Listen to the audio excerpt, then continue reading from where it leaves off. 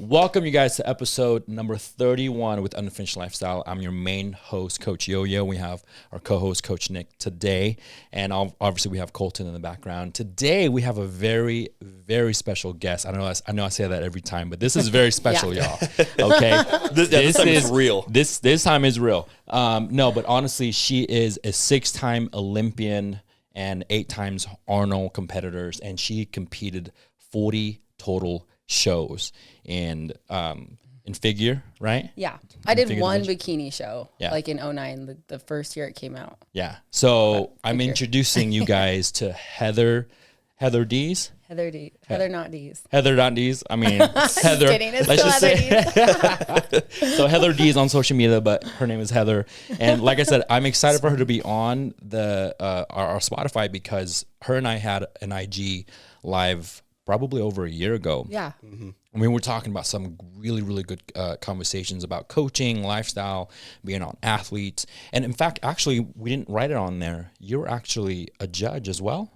Yeah, I judge a lot of the local shows. Yeah, are you still currently, are you doing the Steve Productions and all that stuff? Yeah, SS Fitness Productions usually will go in. If it's a pro-am, I mean, I've talked to Steve about getting my like pro judge but I just haven't like dove into it. Yeah. So I judge a lot of just like the local amateur athletes. That's awesome. It's so fun. Yeah. So anytime I need feedback for a couple of our athletes, I go right to Heather because I know she's efficient.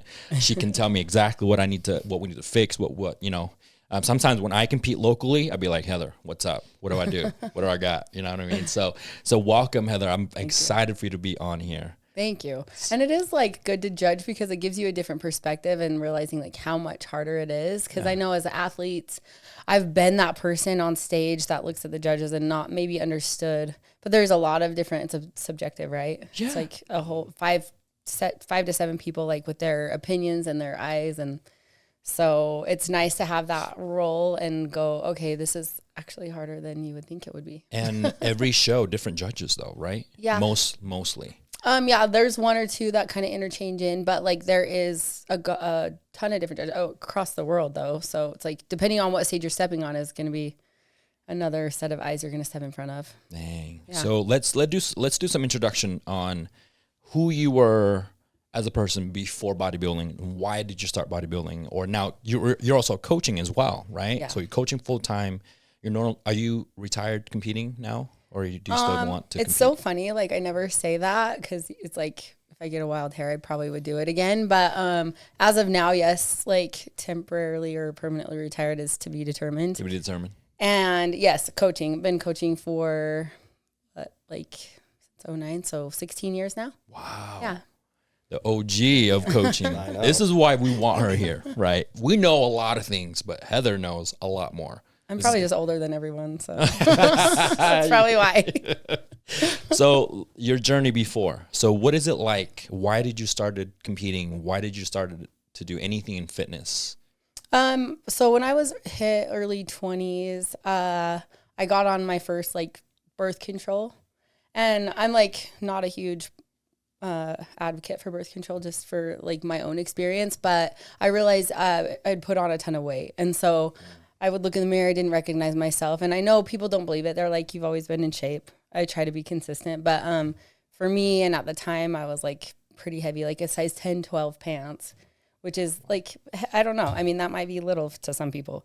So I like decided, I was looking at fitness magazines, wondered how women look like that. I was like, okay, I'm just going to start running. So I started running. I did about. So your first thought was start to run? Yeah. Isn't that funny? Run away from what you were dealing with. Everybody thinks that like that's how you get in shape is running, right? Mm-hmm. I'm sure like with you guys and clients, you hear it all the time. All the time. Yep. I got like a little bit smaller, but I was still just like a little bit smaller version of the same body. And so I was like literally, how do people, are they just born this way? And this was when magazines were popular. That just shows how, because nobody looks at magazines anymore. Nobody has magazines anymore. It's social media. That's crazy. Yeah. So how old were you then? So early 20s then? Yeah, early 23, I think. And then I had some structure, obviously. I think I'd always had kind of sort of biceps. And so I remember talking to, and I was doing I started doing a little bit of more circuit training at the gym. Like I had a guy that I was dating, he would write these workouts for me, and it was more like wall ball throws and box jumps and like that kind of stuff. Yeah. So I was like, okay, kind of getting in shape. And when another person at the gym was like, you should compete.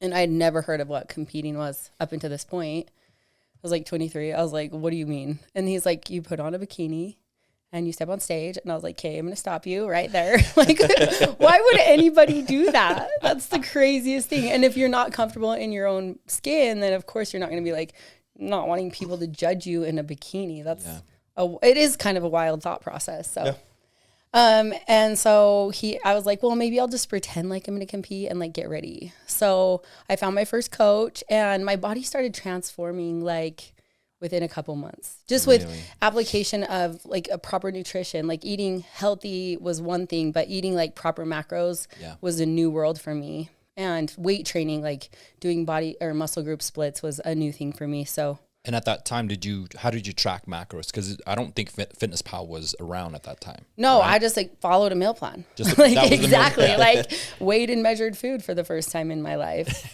And like, I was buying food scale. Like, what is this? Yeah, like I remember when I first bought my first food scale. Yeah. Like, I remember walking around Netflix with my food scale, going into the cafeteria, get my food, so weighing weird. it. Netflix? So weird. I worked at Netflix for 5 Oh, years. okay. I was like, wait, what? Yeah. You can walk around Netflix? Yeah, it was, and I got so dedicated to it just because I saw you can actually change your body. Like, and that's probably sounds like common sense, but until you experience it, I think you feel like you're stuck. You're with whatever you were born with or whatever. I don't think people actually believe that until we said the same thing. Yeah. We started the same way. I'm like, no. Yep. Someone said to me, and they're like, dude, it's all about what you're eating. I'm like, what? But I think they think it's too complicated. Like you said, are they born this way? Like, what are they doing to look that way? When it's, even though it can be a pain in the ass and you have to be consistent with it, it's just eat properly, exercise, and then just sleep. Right. Make sure you're doing that. Looking at your blood work. It's not as complicated as people think it is, but and then like taking the guesswork out. I know and especially in this day and age, there's so much information out there. Like it's thrown at you daily. So it's like, eat this, don't eat that. This is bad. This is good. And it's like, as soon as you remove like the bad and good to things and just realize like what's nutritious, what's not nutritious, how does my body function? I think you can like kind of get behind and like start changing without like so much overwhelm. Yeah. Which a lot of people get stuck in. Like you said, they think it's so hard, and it's just like, no, you do hard things every day. This actually will make your life easier. It's actually very simple. You know what I mean? Like I posted a quote the other day, and I said, I want it to become better. It's not because it's not because of the six pack, whatever, but I want to become better so I can be more for my kids. Yeah. You know what I mean? And that's that simple. But I think we do this for a living now. We see so much garbage on social media, even down to a label in a store, because they get cute, right? They're like, oh, keto friendly, and you look at the macros and you're like, wait a minute, it's 2 ounces of this. Of course it's 200 calories. Right. It's not a lot, right? Yeah. But who eats 2 ounces of something? Like no one does. You eat like so anyway, I don't know if labels have always been misleading, but they still are. So don't just like, no, I mean, whole food is obviously the best. That's what we Whole Foods, So you competed 2009. That was your first one. My first show was in 2008, actually. Oh. So March of 2008, I did the Utah show. I think it's the Utah Cup. And that was the bikini? You did that was figure. Oh, bikini didn't even come out till 2009. Oh, really? Yeah, so I did figure, but that was in figure days where there was only fitness, figure, and bodybuilding in the women's division. Okay. And obviously I didn't have a gymnastics background, so I picked figure. And we had a 1 and 2 piece round back then. 1 and 2 piece round. Yeah, I'm like, you guys are way too young for Wait, this. hold on a second. I got some pictures. We'll have to throw some pictures up. I think I was a sophomore in high school when this was going on. In 2008? Yeah. Yeah, so there you go. I was 24 maybe at the time. Wow. But so explain the 2 piece. What do you... So I think because fitness and bodybuilding both had a posing routine and or a fitness routine, they're like, okay, we're going to add this other division. We got to give them another option. So they put the 1 piece, which, it's kind of funny that you'd be like, why would you cover up your abs, right? So you wore like, I mean, from the back, it looked similar because it just crossed in the back and it was a very open back suit. Okay. But we'd go out, we'd change, put on our 1 piece, come back out, go through the whole prejudge quarter turns again. And And then I did nationals in 08 because I won the overall at my first show. Wow. Wow. I'm like, I'm going to jog that up. Yeah. And so I'm not like, only that you're the 6-time Olympian, but yeah. So, and that's the reason it probably propelled me into the sport, is because my very first show, I won the overall, and I was like, oh, I found something I'm good at. yeah. And so I asked my coach, I was like, what should I do? Like, that was fun. And he was like, well, why don't you take it as far as you can? And so I prepared for November nationals in Atlanta. And again, that we did the 1 and 2 piece round in nationals. And it was funny, I got like 15th in my 1 piece and 5th in my 2 piece. And so they averaged the scores back then, and I got 10. Okay. So, That's weird. but I know it was weird. There was over 50 girls in my class, like, because there wasn't that many divisions. So a lot of girls were gravitating. I mean, if you didn't have a gymnastics and you weren't going into bodybuilding, figure was like a lot. And it's been weird to watch it kind of dwindle. Yeah. Anyway, I talked to the judges after my first national show, and she was like, well, we're getting rid of the 1 piece round next year. So you would have been top 5 at your first show. I was like, oh, okay, well, I guess I'll take that. Okay. So did Great you not? feedback. Okay. So then 2009, did you do? So another show then? 2009, I did USA's, because you were qualified for a couple years back then. Got 10th again, and then I actually had augmentation. So after that show, Okay. she said, "Bring up your upper chest," and I guess I took it differently. literally. So I was like, okay. And then while I was recovering from surgery, like, there was a show in 3.5 weeks after my surgery. So I was like, I'm going to try bikini. So I just did bikini for fun. It was just, I don't know. You crazy. Yeah. And What? it was great, but it was like bikini, the new division that's coming out. Yeah. Yeah, I know there's a lot of emotions behind it, but Kind of whatever. weird. But then but people think about, men's physique as well. Same thing when men's men's physique came Just out. a bunch of pretty boys wearing board shorts. Yeah, everybody kind of shit on it. I get it. Yeah. Yeah, and I like, so it's kind of like that. It was an off the rack bikini, like fuller glute coverage. People didn't know what to do. But the posing that's for the new division was like the posing for the first year bikini came out. Wow.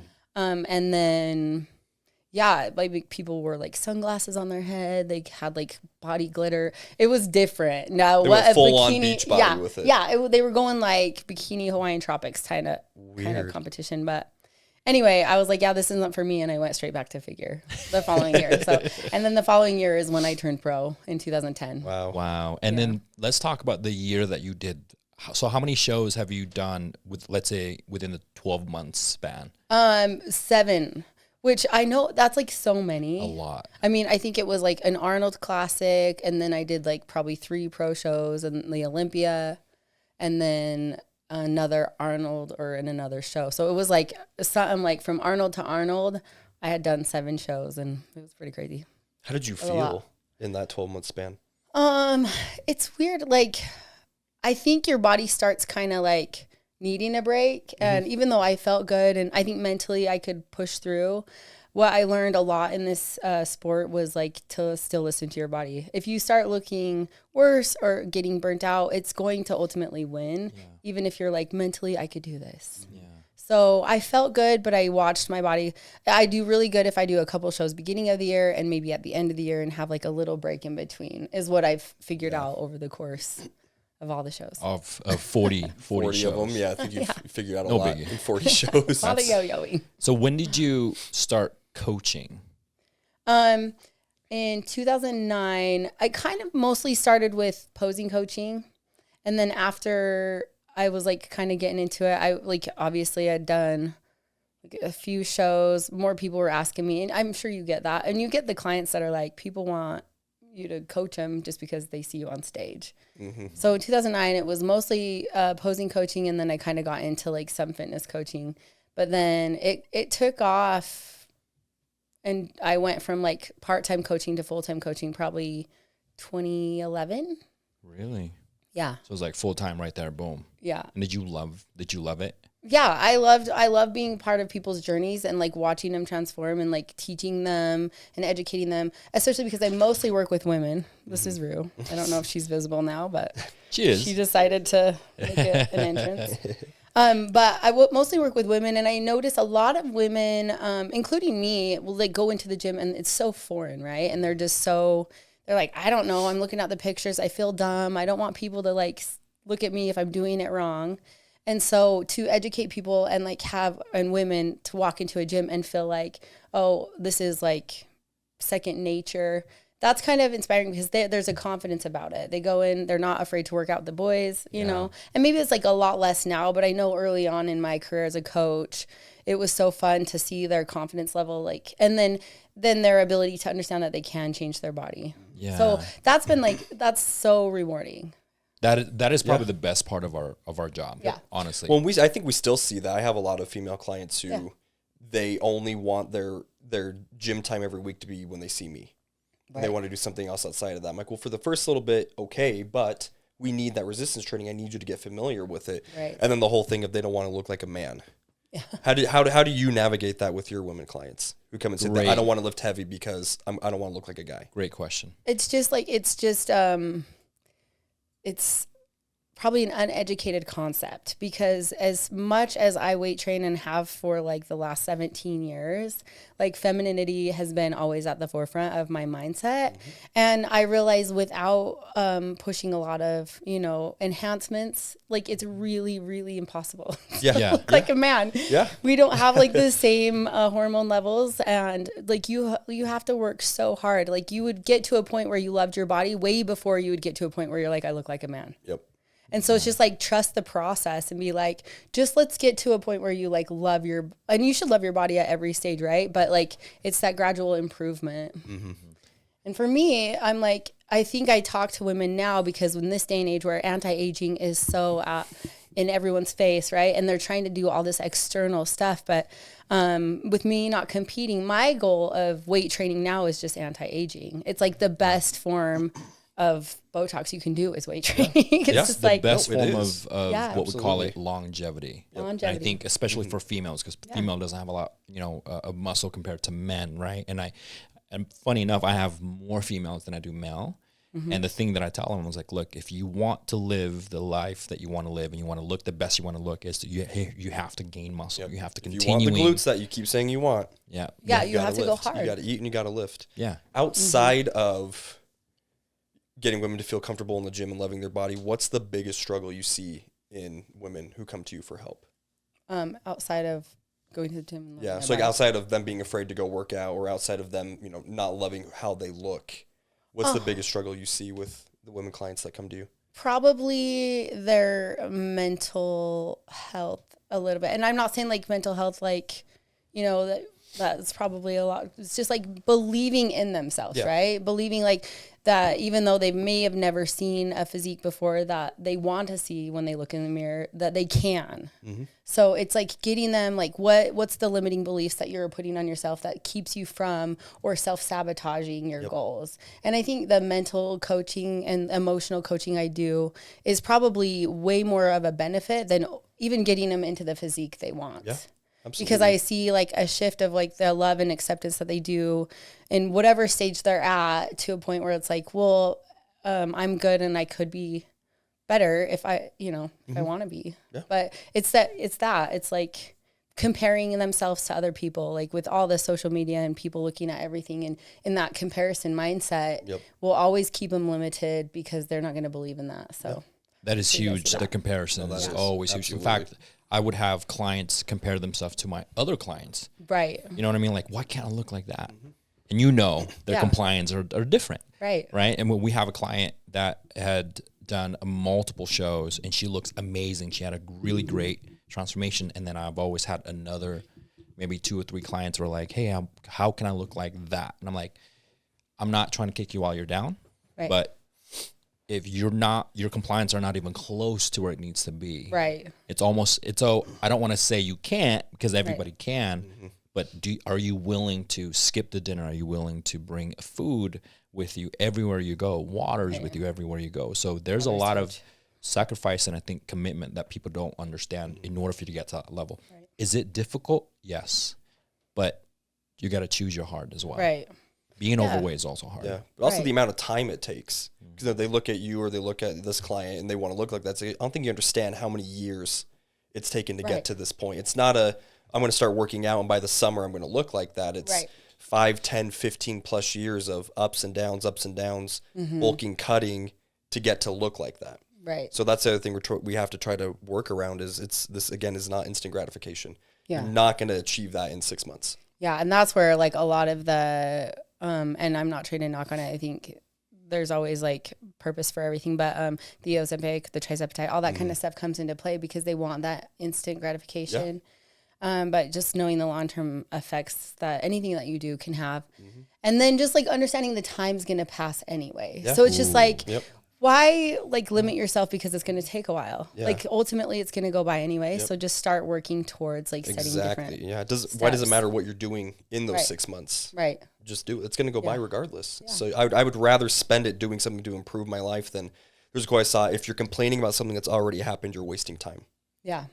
Exactly. So yeah. And I think everybody wants to lose 50 pounds in 3 months. Right? That's the problem. Right. And we were taught that too. As you know, at a young age, we've seen movies, you know, we've seen it in commercial, we've seen it in social media. I'm like, oh, I can do a 12-week challenge. I'll get you shredded in 12 weeks. And I'm over here like, but at what cost? To your health. Exactly. To your health. Yeah. You know, that's the opposite of what we're trying to do. Aaron Taylor Johnson just did that Kraven the Hunter movie, and he said that he naturally put on 40 pounds in 6 months simply by eating elk liver. I was like, there's no way. No. Let's see his 40 blood work. 40 pounds.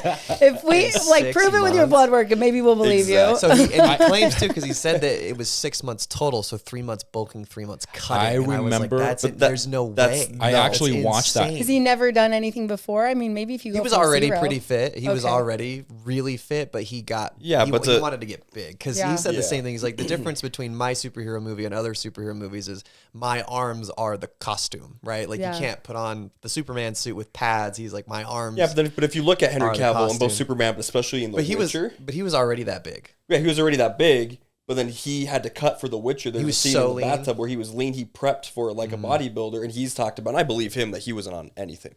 Yeah, I believe him. But the one thing also is I look at people's shoulders. Yeah. If they say that they're not on gear, I'm like, then why are your shoulders so round? Like, that doesn't make any sense, dude. It's a very round. Well, I just don't understand. Like, why do you care if you are or aren't? Yeah. Like, if you're going to do something that you're worried about people finding out about, then just don't do it. Liver King. Or just own it and like love it because it's your body and who cares? It's your body. What was your early life like? You said you got into weightlifting at like 23 or fitness at least. In 23. What was your build like when you were growing up? Did you do anything? You play soccer? Like at a very young age, I played soccer a little bit. My 1 year I cheered at my sophomore year. And you know, my childhood, we were a lot more active. I mean, I think, you know, it was way before all the social media. So we were running around the neighborhood doing night games, like, I would dabble in different things. I like learned how to golf when I was 15. I tried like, I don't know, probably karate at some point. And so it's just like that's why I was like, when I found bodybuilding, it's like something that I was good at, like, and it was such an individual thing. Soccer was hard for me because it wasn't an individual sport. So if the rest of my team sucked, I was like frustrated. I mean, that's me every team Tuesday. Sports are hard, right? Yeah. And I was pretty active. I think I had decent genetics to not ever be like way overweight as a kid, but we didn't eat good. Like I had like Pop-Tarts and Shasta and like, you know, just the Kraft mac and cheese, just like no nutritious food. And I think maybe it even was better back then. And it's just gradually gotten worse with the labels now. Yeah. But I'm just like, I think less restrictions too, like less eyes watching what's going into these things. Right. I think that's part of it too. And I was going to ask that, I mean, with your parents, I'm assuming they didn't really know anything about proper nutrition and exercise. I mean, and how were they? Were they active? Did they encourage you to do sports, or were they just like, oh, you want to, okay, guess we'll sign you up? Yeah, I mean, I don't know if I remember being encouraged or if they like, want you to do this? Sure, I'll do it. And then, you know, it lasted a season or two. Yeah. My mom, I remember her doing like the Buns of Still videos when I was really little. So I'd be like, you know, 6 or 7 down in the basement. Buns of Still. You know the Buns of Still? No, what is that? Those would be, Did you ever have one of those like things you stick between your legs? Yeah, I'm sure. You remember? You're just like that abduction. No, okay. Yeah. Like, and it was funny because I would go down and do it, and I was like between 7 and 10, and I remember it burning. So maybe I like started building my booty like clear back when I was 10. But I'm like, we should bring them back because some of those workouts were like hard. Or the Firm videos. Did you guys ever know about those? No, I don't know Firm. They had like a double step, and it was like, I mean, ultimately almost step aerobics, but not the like fast step aerobics. Yeah. Yeah. Yep. My parents were divorced, but my dad has always been into the gym. Like, I think he's gone to the gym every day, almost like his entire adult life. Oh, okay. And he's really like, he's in really good shape. But it's like, I didn't grow up with him. So I would love to say like, I guess he kind of showed me by like his physique, kind of inspired you a little example. bit. Yeah. And then I had an aunt that his sister was in fitness. And this was like, which is so funny because like you would think I would have researched it seeing her, but I remember we were at Lake Powell and she was eating like a bag of dry oats and drinking a protein shake, and I was like, that's so weird. As a kid, you think that's so weird. But she's dry oats. Yeah, I used to do it too though. Pour the protein shake in there. When you can't have something like crunchy and you're just like, you're okay. just like, Sense. I'm just gonna eat the oats. My clients can be like, like can I eat that, coach? And I'm like, you can try if you want. Oh, I would do it in front of my clients, like, and they were like, what are you doing? I was like, this is so good. That's what happens Only when you're dieting. When you're on prep though. Yeah, in prep mode. Okay, Yes, okay, exactly. Yep. Not now. You wouldn't want to go I downstairs should. right now and eat dry oats. I mean, just for the hell of it. I don't limit myself that much, so I probably wouldn't like it as much. So how does your parents think about you being on stage? I've been really like lucky with that. They've always been very supportive, even to my grandma, which I'm sure you guys have had clients that like the family doesn't necessarily get behind it because they think it's like a sexual thing, right? Yeah. Yep. And it's like, it's so not. And once you can see someone that you love up there, if you're doing it from that perspective, you're just like so proud and admire how hard they worked. If my wife ever get to the stage eventually, right? Let's say she wanted to do it, I would lose my shit watching her because like I know what it feels like to be up there. Yep. When she nerve-wracking. When she goes up there, I'm just like, I think I'm just crying. I'll be crying the whole time, you know what I mean? Because I know the passion, like I love, and I was telling Nick, like I don't know why I love watching women's soccer more than I do the men's national team. I think because they're better. I mean, yes. Oh, the women's U.S. team is so much better. Way That's better. awesome. Okay, first of all, they're The way men's better. are terrible. And they look wanna get good. into it. Okay, all right. they're They look hot. good. Yeah. Yeah. That makes sense. It makes sense. But most importantly, I think the replay is Look at those legs, right? But admire quads. honestly though, when I watch the women's play, they play with such passion. I think they have so much to prove. Mm-hmm. I don't know. Every time they score and they celebrate, and I get a little teary eye watching it. It's weird. Cute. It's weird. I'm like, but I think it's because they don't have the same opportunity that men have had. Because I mean, especially here in the States, money is put into men's sports, not women's. I mean, women's gym, except for like I guess like volleyball, maybe gymnastics, maybe. But women's soccer, there's nothing. Which is funny because U.S. soccer is one of the top teams in the world. But it's because the money that we're putting in to actually develop them to most countries, they can't afford that. Mm-hmm. So we're able to do that, but our men are just god awful. Mm-hmm. They're awful. But so let's talk into the coaching realm, right? But before we get to that point, so you've done 40 total shows. Yes. 8 Arnold, and then two of the Arnolds that was actually out of state. It was in Australia, Yeah, okay. Which I didn't know Arnold had other... They have them in Europe and Asia too, don't they? Yeah, I think it was maybe after my 4th Arnold, they started expanding. And so other people could buy in or like have their own Arnold Classic. So with Australia, I mean, and I don't know how many people know, but the Arnold is invite only. You can't qualify for that. On all countries. In any country, in any country. So if you're invited, the promoter will fly you out and put you up, and then you can compete. So that is the nice part about being a pro and like getting invited to the Arnold. And like I said, at my first Olympia, there was like over 30, but at my first Arnold, I think they only invited 16 figure. Wow. Yeah. So you had to, you write a letter to the Lormers stating like why you would want to compete in the show, like where you've been, how, they kind of look at your accolades, and then they pull people from around the world. Yeah. So it's a really cool thing. So what's the credential though? Like, do you know? Usually, Is it based off social media too, like popularity as well? Probably now. I don't even know. I mean, the sad thing now is there isn't figure in the Arnold. They took it out last year, 2 years ago. No way. This might be the second or third year. Bikini and wellness? So there's bikini and wellness and fitness. Oh, okay. Fitness has always been, they keep fitness, bikini, of course. And then now that wellness is like the, sought after physique, there's a wellness now. Wellness is very popular. And probably because there is so many divisions, they're flying all these athletes out, they had to limit it maybe. I don't know. So I feel like very, very fortunate to be one of the figure athletes that did it so many times, because now you have to switch divisions. And I'm assuming you met Arnold. Yeah, actually, one of my I think it was my first or second Arnold. He came to the athletes meeting. He gave us like a really cool pep talk. Now, it was only one time he did this. Really? So I was like, so grateful that I got to experience that, because it was a really, really good speech. Wow. And it was just us in our little athletes meeting. And we would go to the expo. We got to walk on this, or not the expo, the final stage. We got to walk on the stage, take pictures. It's completely changed. And I'm sure a lot of the athletes now that are pros don't know this version, because the people I competed with are all pretty much retired. There might be one or two that's still going.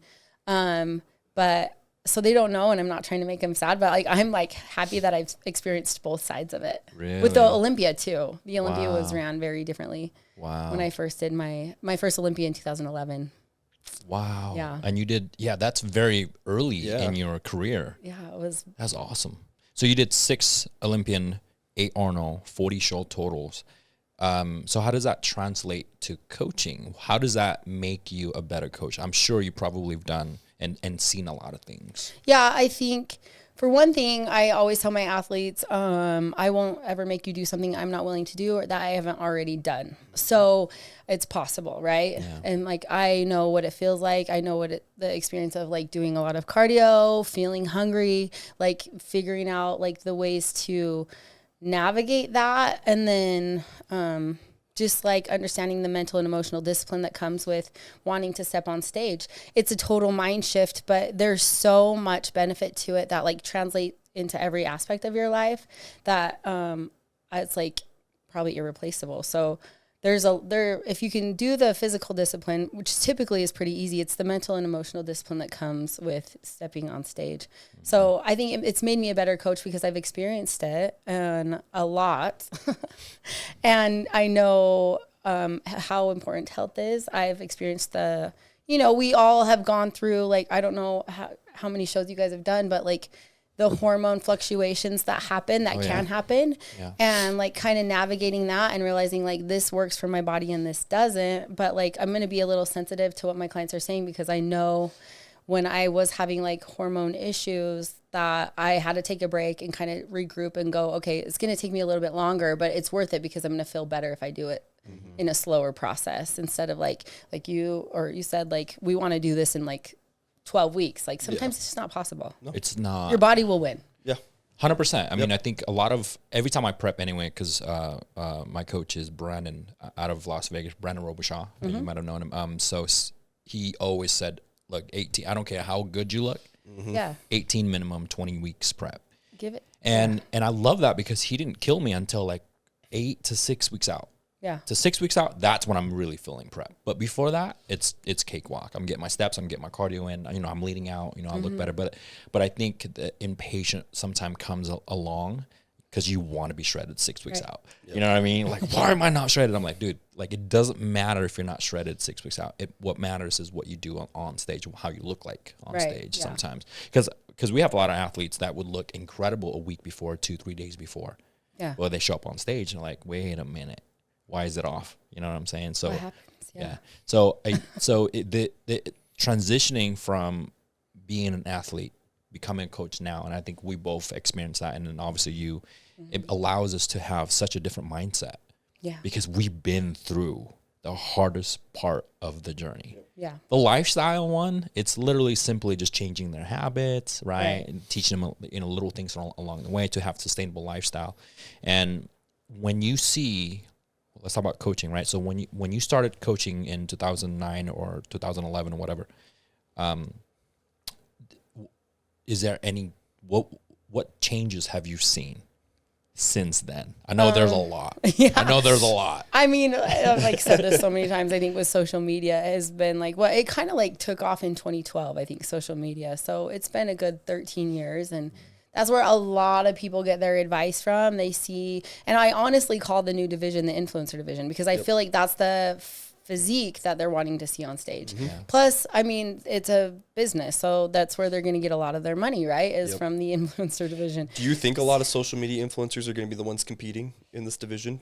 Like, they're only going to be invited to go and do that for that reason? I mean, it would make sense from like the industry to want to have that, because it'll promote. I mean, I don't know if they're losing athletes. I don't know the purpose of keep adding divisions, but I mean, that's the only thing. I was like, oh, so like an influencer, right? They have like a little waist, they have some shape to their body, but there's no real muscle definition is basically what the way they described it. It just sounds like a modeling show, like a catwalk. Yeah. That's it. And I don't know if it was that purpose or if it's the purpose of like everybody keeps getting bigger, right? My division, when I look at the athletes now versus when I was my first Olympia, even up in, well, my last Olympia, they were pretty jacked. So I'm just like, as much as I've progressed and evolved with the industry, I still am like smaller than a lot of the girls these days. And so if it's not like aesthetically pleasing to the general population, I could see how it will pull people away from like even the desire of wanting to compete. Which I wonder if it is that they're just trying to get the general public to get back into it, because it seems like it's gone from the aesthetic and the actual shape of the body to just who can get the biggest and be the freakiest. Most shredded. Shredded, but just gigantic. Yeah. Like Nick Walker and, all these guys are getting up there. So I wonder if they're bringing it back maybe for that. But then there's also weight caps now in all the other divisions that are hitting. Like especially men's physique is going to be having one. They've changed a couple of things with classic physique for their height and their weight cap and all that. Right. So this new weird... Because there's not one for the guys, though, right? It's just the women's fit model division or whatever. I don't know. Is there one for I think guys? It's just for women right now. Yeah. Yeah, so I don't know. Well, there's the men's wellness, though. You guys have seen that, right? Men's wellness? Have you guys seen that? Yes, the hell? What? It's like European. I don't think they've brought it to the States yet. It's very fascinating. They're very pretty. It's weird. And the guys are wearing like a bikini bottom with like tools. Oh my god! What the hell is this? When I see, put it up on the screen. When I see, oh my god! When I saw that for the first time, I was so confused because the bottom half, I'm like, oh, that looks good. And I look up and I'm like, wait, it's a guy, it's just there's normal no top. pecs. Yeah, normal pecs. Yeah, like pretty hair. It's just classic physique, but bedazzled. It's weird. No, it's not. It's like wellness, but with like the same posing for men. Yeah, what the hell? It's weird, dude. What are they doing? It's so weird. I mean, to each his own, right? I guess. Hey, if it makes its way here, let's do it. Let's hop in. We're gonna call Heather. I'm like, Heather, can you coach us on this? You gotta have that tiny waistline and those big old glutes, though. So you better start training that booty. Dude, I'm gonna hip thrust every goddamn day. Yeah, give us that booty. There's some bodybuilders though that have some massive glutes. Glutes. It's amazing. I mean, it's kind of. I mean, But and I tell all my women clients, I'm like massive glutes and legs, not like massive. It's hard to even get to, you guys. I'm still trying to be massive. Are you kidding? Yeah. And I've been doing this forever. But it's like the best form of anti-aging. Yeah. It's like you're not gonna fall when you're 60 and break a hip. Yeah. Like you're just going to be protect. Like you're gonna have mobility and cushion and longevity and bone density. And it's like, how about just train for that reason and see what happens? Yeah. Let's talk about the food aspects of it really quick. So when you started to now, obviously, now that we have so many tools, so many coaching platforms, because our company used Kahuna. I don't know what you use. Do you still use Trainerize, or do you use any? You don't use any? I use like way old software called Apex. Oh, you haven't heard of that one? Yeah. Yeah. Apex. I mean, it came out forever ago, but it's so effective. You still use that today? Yeah, I actually do. Do they have an app with it? I don't think so, but we should create it's Are they still around? Are you the only person in the world Probably. using it? I might be the one and only. And I've like looked into Trainerize. I actually have an app that like does a lot of the stuff for more of my online clients, but and I never promote it. You guys have an app. Go to Get Started. Get Started. We'll put the link right there. We'll put the link in there. And the reason why we want to talk about food, because back in the day, obviously a lot of people don't look at macros. They just look at a meal plan like we talked about. And the changes from then to now, we have MyFitnessPal. We have all kinds of apps. We have all kinds of things that you can look online to have specific numbers, carbs, proteins, and fats, and gives you all the tools you need. So do you think it's easier? Yeah, do you think that's also why people are getting more shredded for bodybuilding shows? Like you said, the freakier stuff. Because back in the day, I mean, you look at Arnold, like they would get pretty lean. Yeah. Oh, yeah. But you could get, if you were able to train now like they did back then, Arnold could have been, dude, like just literally paper thin. Yeah. You think that's part of it? Just we have more data now, more information. Probably more data on all aspects, though. I mean, who knows? Like they might have had a lot of data back then, but with blood work too, I think is a huge component. That's exactly what I was going to say. Is blood work, peptides, like all the things that are like a lot more prominent nowadays. But I guess the information. I feel like though sometimes we get too wrapped up in like what can work instead of just sticking to the basics, like whole food, right? Track your whole food, eat whole food, like realize what your whole food is doing for your body. Cause it's not just about looks.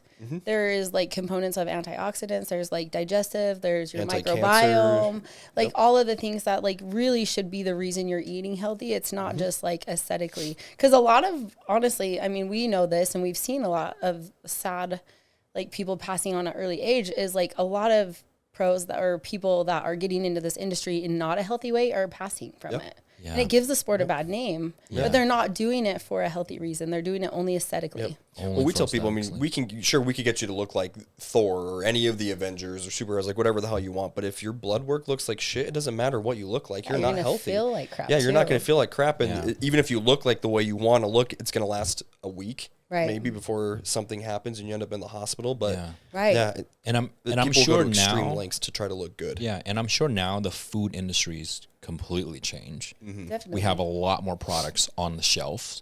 I mean, a ton of product, and they get good at marketing too. They get so good at marketing.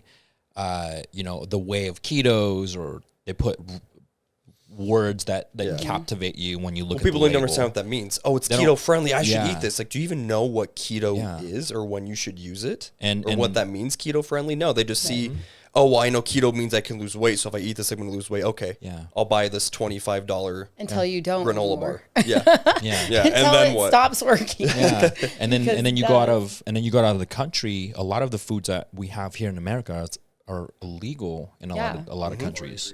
The ingredients, whether they have any ingredients. Just quality of food is so much better. I talk about it all the time, but when we were in Spain and in Iceland, the food, I wasn't bloated a single time out there. Eating the same shit I eat here. Yeah. It's so much better. It's the flour cleaner. is just different. Yeah. The way they process the grains and everything. So true. And that's the hard part. So it's like weird because we have more information, but like almost less quality. More information on less quality food. It's about quality, not quantity, right? Yeah, more information, but less.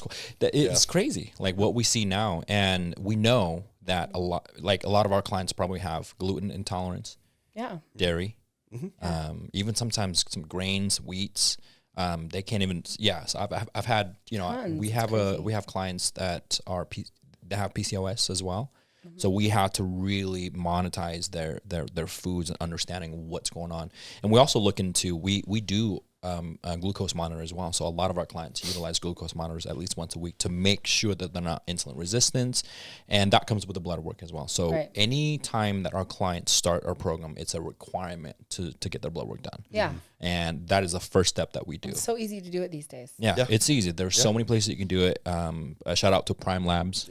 We work with Prime Labs, and they're awesome. They walk in. Get results same day. Same day. I send my clients to the same place. Yeah, exactly. We're all there. and what we know now is if we don't have the blood work, we are guessing at this point, right? And so that when it comes to food, 80% for us anyway, 80% whole foods, 20% processed food. Is that kind of like your philosophy there? I mean, that's a good philosophy to have because, I mean, Because you can't really take, I mean, most average people are so used to a lot of processed food. So if you can limit it to 20%, ultimately, like, none if you can, but like, if you can limit it to 20%, you're going to have a lot better results. 100%. And we had clients that have TMI, but diarrhea for years. I'm talking decades. And they're like, I don't anymore. They don't anymore. And they're shocked. Yeah. Like, is this normal? I'm like, yeah, it's not normal what you were having going on before. And women start to have a period after the first month they start with us. And they're like, wait a minute, I have a period now? And I'm like, wait, you never had periods before? I'm like, not for a while. I'm like, wow. Yep. They start to grow hair, like more thicker, longer hair. What's the nutrition? Yeah. A lot of Feed it. your body. Yeah. And we are not very much we're not a big supplement kind of coaches. We're not a big pre-workouts and all these kinds of. I mean, I think like supplements and vitamins have a purpose, just like anything for people who aren't going to choose to eat correctly. But if you're eating correctly, you're going to be getting those same vitamins and minerals naturally through food that the body's going to be able to absorb. But if I take a multivitamin, I might get like 1/8 of it. I'm just going to filter out the rest of it. So it definitely depends on like where it's sourced, and like there's the pure ingredients if it's like whole food, cold press, that kind of stuff, because there's a lot of synthetic stuff out there, and you're absolutely right, they're just gonna flush it. So I'm definitely with you on that. I don't push a lot. I mean, there are ways you can break plateaus for certain things, but to just throw everything at your system at once doesn't make sense anyway. No, and that's the thing that we do too. We start off as a very simple task. Okay, I want you to focus on 3 things: meals, get your water in, and sleep. And then add steps, and then add cardio, and then add the gym. And so it's one step at a time, where we've done this before ourselves too. We go from 0 to 100, thinking we want to look that way. And then we get there and you're like, wait a minute, right? You remember when you start running?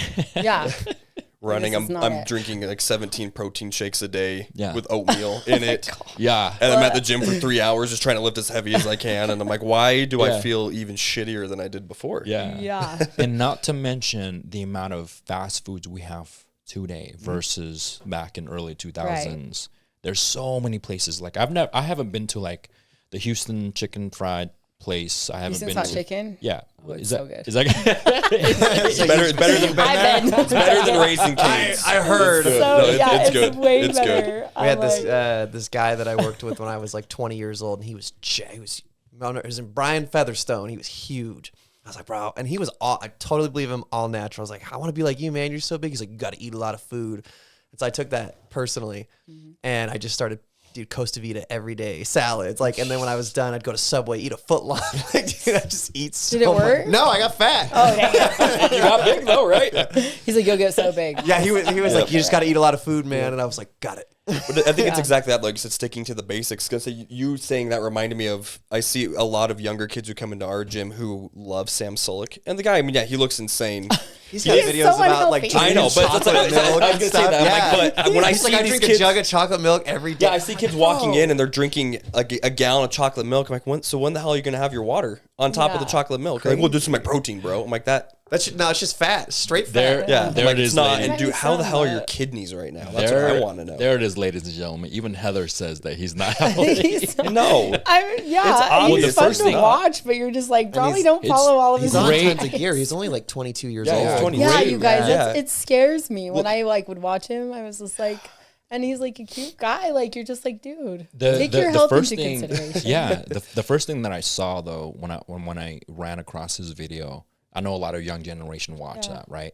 And I think that was another problem that we have now as coaches, because they see that, and then they come to you and be like, hey, what about this? I saw this guy on TikTok. I'm like, how many times did you get that? Oh my God. Yeah. But the first thing I saw do you know who he is? Well, no. Bro, let me show you this video. You're gonna think he's amazing. I know who he is, but the first thing I realized, and I think I noticed his face. He has like a lot of acne. Yeah. His body has his whole body does. And to me, and I'm like, what is he taking? Right. What is he doing? You know what my biggest concern is his skin looks so like reddish purple. I'm like, how thick is your blood? How high is your hematocrit right now? Because like, what the hell are you doing? Can see that. You see that a lot in the gym. That's like the scary part about the influencers, is like how like. So a lot of them are genetic freaks, and since they have the access to social media, and then we all have abilities to watch people, is like, don't just follow them because they have a lot of followers. Just like, or you could follow him and watch him, but like, obviously educate yourself, like know what is good for you, keep your health at the forefront. And that's like the biggest thing. How do you think your journey would have gone when you started and you decided you wanted to compete if you had social media the way it is today? Oh, man. I don't know. Like, I am like so happy I didn't. Yeah. Like, because I wasn't comparing myself to people. Like, I had never even seen a show before I stepped on stage. Like, I'd never even been to a show. And I saw magazines of bodies, but I was like, I don't know. So, like, limited expectations, right? It's just like, I would look in the mirror, like, oh, this is cool. I'm seeing new lines, seeing new veins. I wasn't going on and going like, oh, I don't look like that person. Or I'm not doing what that person's doing and like beating myself up. But I think that's where having a coach is so crucial, because we get to talk our clients in or out of like comparing themselves, or even like looking at social media if it's playing a mental and emotional game, because you'll defeat yourself. It's like, if you hire a coach, like, trust your coach, trust the process. If you don't feel good about your coach, then just find a different coach. Like, it's your body. You should like not just do something because someone said it or they've had other clients have success. There's always an energy to the people that you meet with, right? Absolutely. And if you're not vibing in that energy, there's a lot of other coaches out there that you could. Yep. But then, like, obviously, if they're going to put your health first, and I tell my clients all the time, if I hear them come in and talk about like, there's this girl that's doing this. And I'm like, first of all, people know their angles. I know my angles. Yeah. Like, I know I'm going to post only the angles that look I know how to dim the light on my phone. Like, yeah. I mean, you had to, though. I have to. I'm white as shit. Yeah. Yeah. So people aren't going to post their problem areas. And some people do, but if you're comparing someone that's always posting these like amazing photos of themselves, it doesn't mean like that's going to translate to them winning, because when they get on stage and they have to perform, they have to show up, you could outperform, like, but you got to focus. It's not about them though. It's about you. It's about loving your body. It's about stepping on stage better than you did the last time, or looking better than you have in your life. And so I got to be like, listen, you got to shut that off, because every time you come in, I'm like, you're running these thought processes and your mind, and like what you think about, you manifest, right? Yeah. So it's like, you're going to have that experience because you're thinking about it all the time. But even just that little amount of stress on the body when you're deep in prep is going to cause it so it's not going to be able to change. You'll spiral for sure. Yeah. Speaking of influencers, before we go into the coaching aspects of actual coaching, online coaching and in-person coaching. So influencers, right? I keep seeing, I don't know why my algorithm do this, but I keep seeing like overweight individuals, mainly females. Here's what I eat in the day. And I'm like, wait, what do they mean? What algorithm are you in? I have no idea. You watched one video. I've watched, So, and what it is of these overweight women. What are they eating? They're eating just Starbucks, just eating out, just eating random unhealthy foods. And I'm like, and you look at their likes in the comments. I'm like, man, these guys are getting like thousands and millions of shares. And what is going on? And obviously I look in the comments, people are trolling. Purpose? I don't know. So I mean, I know a lot of it, not to speak ill of these individuals, right? But I do believe that everyone should feel comfortable in their body and they should love the way they look, and everyone is beautiful. I understand that. But a lot of these individuals, because I see the same thing, but they're doing it because they feel what we do in the industry and for our job is that we're fat phobic. Yeah. Right. And it's like, but we're not. Like, right. If you want to be overweight, that's fine. My only concern is chronic inflammation. A lot of body fat like that can produce a lot of horrific things in the body, and it can lead to chronic illness, disease, and cancers. There's a lot of the top 6 I just posted about on my page, the top 6 cancers worldwide, the one commonality they all have for cause is obesity. Right. So it's not that we're fat phobic. It's just like we're focusing on health. Yeah. We're trying to help people avoid dying prematurely from a disease that we could absolutely, aside from certain factors we can control. So I see that's what a lot of them are doing, is they're posting what it is they're eating and all that. And I think it's just for their own validation. They want to feel better about the choices they're making because some random stranger on Instagram said, girl, you got this. Like, you enjoy that cake pop from Starbucks. Like, yeah, but you've already had 15 of them this week. So I get when fit influencers would post what they eat, healthy meals, which is great because it has nothing to do with anyone else. It's what works for them, first of all. And then I'm like, cool, I've seen that, right? I'm like, I get it, cool, that's awesome. And then I see the ones that are overweight and they do it, and I'm like, I don't understand what is. I'm genuinely confused, and I'm finding so many videos of people just eating just this fast foods all the time. They're gaining more and more and more and more weight, And I'm like, that's not, you know what I mean? Like, I don't want to be negative about it, but I also at the same time in our industry, we're looking the other way. We're pushing you to be the best version of you, not, you know what I mean? It's like, what's your goal? Yep. Yeah. I'm genuinely confused. Like, do you want to die early? Because cool, like you could do that if you want. And then probably sponsored by those companies. Oh, do you think? It could I don't know. Or just the sheer amount of comments they get, whether they're positive or negative. It's just engagement. They're making money off of it. And that's all they care about. Engagement. And which again is fine, but it's like you can't. And it keep, okay. Come here. Hi. You're okay. Just check in. Okay. So this is a good topic that I want to bring out. So you've been coaching for a while. You've been going to the gym for 17 years. And you've seen a lot of influencers. You've seen a lot of changes. And I think because of social media, the gyms are fuller now with a bunch of new, younger generation. I think it's great. Like a lot of people complain about, I'm like, oh, what are all these kids going to the gym? Yeah, you should always promote people being any type of movement. I think it's great. It's just not great when the 5 kids are hogging the same machine with 17 tripods surrounded so they can so that's a little come to the refinery. We got tripods all over. but the tripods, they really are, they're everywhere.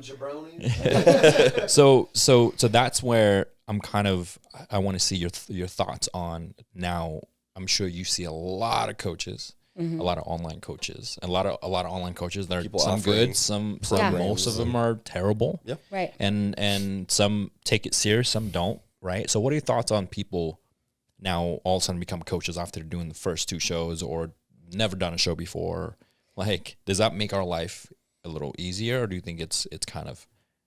I mean, well, obviously we can't train everyone, so there's got to be coaches out there. And like I said, there's room for everyone to be successful. I think you just have to educate yourself enough to, like, if you have questions, ask the coach if they can answer it, you know, and if you're getting a good information or good energy from that person, then by all means try that coach out. But you should be able to ask a coach why they're having you do what they're doing, and then them giving you an educated answer of not just because, oh, I did it or I said so or this works. Just be like, but why? Like, what is it that does it? And remembering that you hired them and they're not like they're not going to ground you. If they fire you, that's a really weird coaching strategy, but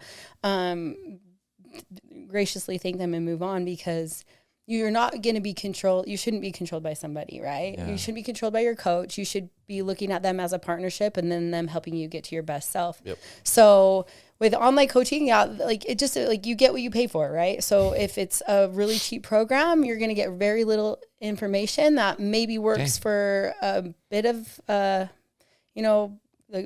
not the mass majority, or maybe the mass majority, I don't know. But it's like usually a starting point, right? And then when you have progressive goals, it's like, is this coach going to help you get to those progressive goals? Or is it a one-time, here you go, see you later? How much one-on-one? And that's why I like doing in-person coaching so much. It's really hard for me to like dive just into online, because I love the relationships I build with my clients. I love that accountability I see face-to-face. They feel like I care. I do care. And I care about their health. I care about what's going on in their life, and to know like what's limiting their potential. But if they come to me and it's changed them and they've become like more in tune or more educated and going to the gym or more educated on what nutrition is, and then like I feel like a successful coach. I don't care if they stay with me forever. Yeah. And that's exactly huge. What we say, It's exactly what we say. We have a lot of online clients, but we love them. That's all, awesome. We do enjoy the in-person. Very much. Yeah, I love going to the gym and seeing that person, because then when they come in, you're like, dude, holy shit, you look lean. Yeah. Like, wait, I do? I feel like I haven't make any progress. Like, well, I see you once a week, so I'm going to notice when you're changing. And that interaction's a lot more, to me, fun than just getting the check and submit on the app and then calling the person. Like, dude, you're looking great. Like, I still love doing it, but it's hard because like you want to monetize. And it's hard. You can only trade so much time for money, but at the same time. I absolutely love in person. Yeah. And lately I've been getting a lot of online, which is weird. That's really awesome. Weird. Yeah. But also at the same time, it's like, it's a good problem to have. Yeah, totally. And I think people, to the point where they believe in us and what we do, and they see the value that we have, and they know our prices are different. Our price is a lot more expensive than the other coaches. They're like, oh man, like let me do. We always encourage them, like, go have consultation with other coaches. Make sure you find the right coach and we find the right client, right? We have to find the right client too. I mean, we don't want to be stuck with a horrible client. And I know. Oh, the horrible. You've been through that before. Well, and it's funny. It's just like, because horrible is like relative. It's just like, is it someone that's going to come in and know everything and be completely closed off to any information? Or are they open-minded to and also accountable to what they're doing? Like I have clients that are very accountable. They know they're not doing what they're supposed to be doing. And we joke and they're like hating every minute of it. And I just laugh and I'm like, and they come to me because they know I'll put them through the workout, knowing that if I didn't, they would never do it. And so I'm happy that I get to be that even the few hours a week that they get some movement in the gym. And it's so fun. And it's so funny. Do you like coaching lifestyle better than athletes? No, I mean, ultimately it's all the same goal, right? Body composition change. So no, not necessarily. I think if they're compliant, it's fun to do either one, whatever their goal is. Whatever their goal is, yeah. Because we're leaning way more towards lifestyle. Yeah. We've had some athletes before, and I was like, oh, maybe we want to do more athletes. But I'm telling you, it's like, they can be very needy. Divas. When they're, I know that because four I of them, am one. 4 weeks out from a show, and they're all texting us at the same time I'm a that they're diva. hungry or tired or. You're all, that's normal. Yeah, I'm like, Good you're job. fine. You're doing Like, I don't think I'm ready for the show. I'm like, go take a nap. Call me when you wake up. I'm like, okay, Yeah. We definitely more lifestyle because I think our program is fit for that, but also at the same time we know there's the emotional component of that, the mental component of that is huge. And when you walk them through that, and then they do it, and you see them next week, and then they're improving, right? They get better jobs, they look better, they take more selfies. Dude, that to me is like so fun. Whoa, losing 40, 50 pounds because it completely changed their life. I'm like, or they text you sometimes and be like, I love that. I'd be like, hey coach, I'm like, what's up? Like, hey, I put on this pants and guess what? Right. It's huge on me. And I'm like, okay, that's awesome. Or they put on the shirt and be like, dude, my biceps showing, man. Or they take a picture of their selfies or something when they're in the gym. I love that. I love love They're that. sending me workout memes or like sending it. Like my client texted me yesterday. She's like, my legs are so sore I can't even cross them. I'm like, why do I love that so much? She's like, thank you for putting me through it. I was like, I'm going to celebrate those painful progressive moments with you. My clients hate us so bad when we film them struggling in the gym. Really? But that I'm like, awesome. It's awesome. Just keep pushing. It's fine. Yeah. It's not supposed to be pretty. Like when we work out, none of us look pretty. No. I mean, we post on social media, then it's a little different. But when we're not posting, we're pushing hard, and we make like weird faces and stuff. The advices that you can give for all the women out there, especially women, right? What are your advice for the people that are wanting to start? Let's say start with what is your first 5 steps to get started? And what are advices that you give to the people that have never know anything about macros, have never meal prepped before, they're just overweight, they've never educated themselves, or no one in their family has given them any tools to be better, because we've all been there. So what are your advice for those individuals? Like, I think we kind of covered this a little bit, but like first thing is like blood work, right? It's like, because if you can see what your body's internal health is doing, it's going to play a big role on like you starting your journey, because you could be beating your head against the wall trying to figure out why this client isn't changing, but not knowing that like internally that something's going on. Yeah. So blood work is going to be the first part of like that healthy step and understanding, especially, I mean, I think you could mostly any age, but as soon as you hit 30 and on, everything starts changing. Yeah. And so, and if you feel great and you get your blood work done, it's just like you have that like parameters to go back to. If you start not feeling good, it's like, well, what's off now, right? And then just like educating yourself, like trusting the process, really understanding that weight training is essential for just longevity, and it's not just aesthetic. It's for bone density. It's for mobility. It's just to prevent injury. Yeah. So like understanding weight training, it has a huge place. It's not just going to be for aesthetics. Get educated on the gym. If you're nervous about going, like hire a coach to go. Get your blood work done, and then basically, understanding like macros, what macros are. And so you can kind of help like read a label educated, and like, cause I've had people ask me like, what are you actually looking for? And these are, women in their 30s, 40s that like, they like know what like healthy is, but they don't at the same time. Yeah, they don't. It's just they have no clue. No. We didn't have any clue either until we started learning and understanding the label. I thought I was healthy until I started really focusing on my health. I was like, holy shit, I wasn't. Yeah. I wasn't. I just felt like shit all the time. I thought that was normal. And that's what we see. People like, I just want to get back to how I felt before. It's like, but you've never felt good, so you don't know what to compare it to. Yeah. Once we get you to actually feel good, they're like, oh my God, I've been feeling like shit for years. People don't, some people, I think it blows my mind because I think some people don't know what it feels like to feel good. And the way they feel, they think is just normal. Yep. Yeah. And you can feel good at any age. Or I've had clients, I'm like, hey, I poop like once a day. Is that normal? And I'm like, what? That's it? That's it? And then he goes, well, like, and then they're like, well, I used to go to the bathroom like once every 2-3 days. Yeah. So it's like gradually getting better. You're like, well, we're on the right track. Yeah. And it's good bowel movement. It's awesome, I think. But those are great advice because I think a lot of people mistakes, especially when they look at you. Do you think like when people look at you or your social media, they feel like intimidated? Maybe they used to. I don't know if they do anymore. Maybe. I mean, you guys tell me. I don't know. But yeah, definitely stage pictures. I think they're like, whoa. And I even look at some of my stage pictures and I'm like, dang. So because it is just like such a different look. And even though I weigh like more now than I do on stage, like it's a smaller look, right, in person with like a little bit of body fat. And so, yeah, I think just like, I think people probably do. This is fine though. And do you think people? And then they meet me and they're like, "Oh, you're actually nice." I'm like, yeah. Well, I'm gonna tell you. I hope so. So I'm gonna tell you guys a story. So the first time I met, well, I don't think I actually officially met you. I saw you. The first time I saw Heather, it was at Iron Ground. It was before they moved. Oh, the first time. And then I believe that was the time that you were prepping for one of your Arnold show. I think probably. It was 2018, 2019, I think. 18. Yeah. And you were prepping, and I was like, man, who is this person? And the crazy thing is, your picture was actually in the hallway. I'm like, that's her?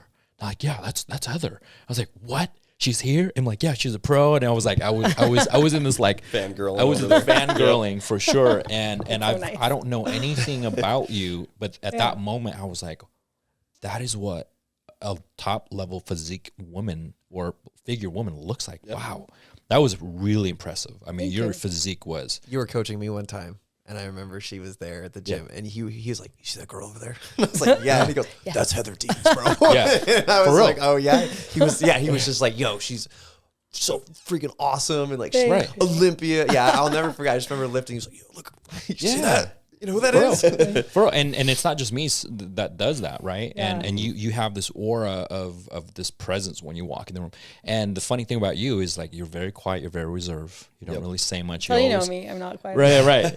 And then I had that IG live with you a year and a half ago, and I'm like, she can talk. I'm like, man, we could sit here for like 3 hours and just have this conversation. Dive into hell. I love it. Maybe you're like me. So these guys know me as a talker, but when I'm at home, like nothing comes out of my mouth ever. So I think when I get around people, especially people I'm comfortable with, I can't shut up. I don't know. It's definitely like, I mean, I'm probably more of a read the room kind of person. Like if I don't know you, you're probably not going to see who I really am. But like I do good on a one-on-one, like even in this like situation where I can kind of dive in and open up. And I'm not afraid to talk to people by any means, but it's definitely like, I'm going to feel like if you're open enough to have like, if you're authentic people are easy to talk to, right? Yeah. Like but when you come around people, if they feel guarded, fake, they're putting on a mask, I'm like, what's the point in me opening up? Because you're not even being real with me. So mostly that's probably how I am, I would say. Yeah. And so how can people find you on social media? Do you have a website? I have heatherdees.com. Okay. My Instagram is at IFBB And like on my website, there's like so many different options, but like my app is just getstarted.thegoldenway.com.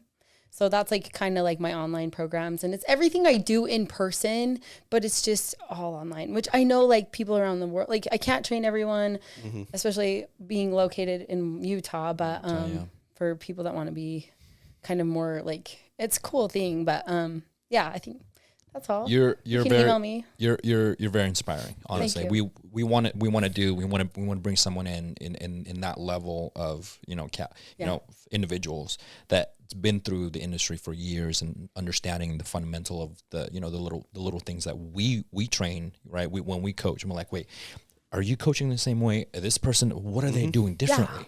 right? I feel like we probably have a lot of similarities, but like I said, like you have only so much time in the day. Yep. You want to also prioritize family. You want to have your own personal life. So it's like you can take on so much, but you can't train everyone. And like your energy is going to be different versus mine. With certain people are going to listen and comply to you versus me or you or anyone, right? So I feel like there is enough people in the world that crave health for everyone to be successful.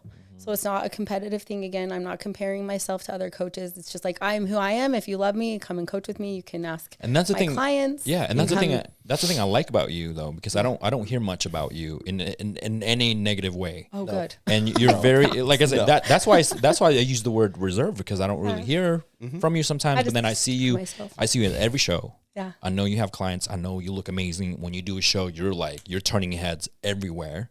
And it's been inspiring to be in your presence and especially watching you in the gym while you're training clients or when you train yourself, when you had photo shoots and stuff. I remember seeing your first photo shoots at Iron Ground, actually. Tara? With Tara. He was so good, yeah. I was like, what? And I was like, who is this person? I'm like, this is like early on with my bodybuilding. I've only done 9 shows. You've done 40s, okay? Yeah. I'm not. You keep going. Like baby steps. You're probably like 10 years younger though, so you got time. You got time. I got time. So we'll see. And speaking of the gym, like I run my coaching business out of the refinery in Sandy. So I do a lot of one-on-one there. So people that are looking locally, I have clients that live in Kaysville, that live in Fountain Green, that lives in Midway. So all over, they just come like once a week to do some check-ins. So there is that option to come find me there too. Awesome. Cool. Well, thank you for being on, Heather. It's been awesome. Great. This is fun. Thank you. All right, you guys. So this is episode number 31. We'll see you guys next episode. Later.